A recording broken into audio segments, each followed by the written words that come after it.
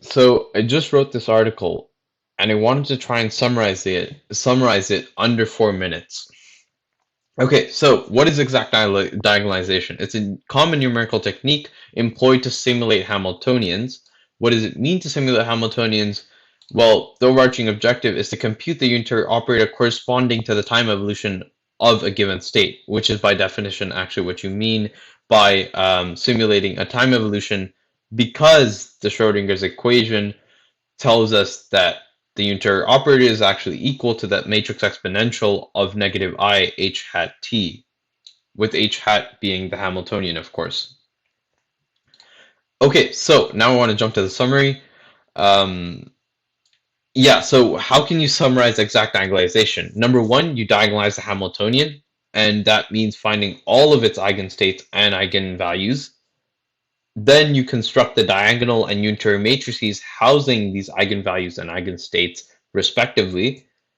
You end off with computing the matrix multiplication U E negative ITD, which is a diagonal matrix applied on U dagger, applied on the initial quantum state, where U is the matrix with each normalized eigenstate corresponding to the eigenvalues described in D.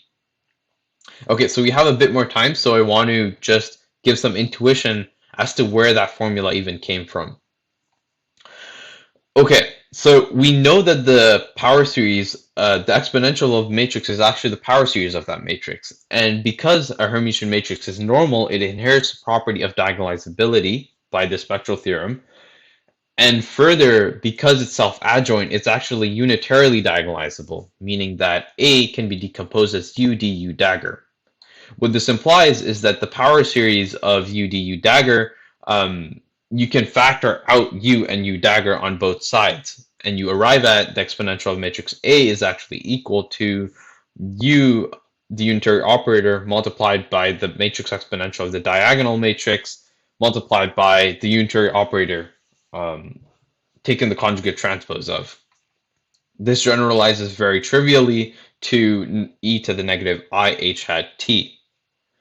So alas, evolving our Hamiltonian reduces to diagonalizing this matrix, but don't be fooled by that mild appearance, because diagonalizing the Hamiltonian involves computing all of its eigenstates and eigenvalues, which turns out to be a horrendously scaling task, especially with quantum systems that where the Hilbert space dimensionality grows exponentially with system size. Okay, so that's exact diagonalization 101.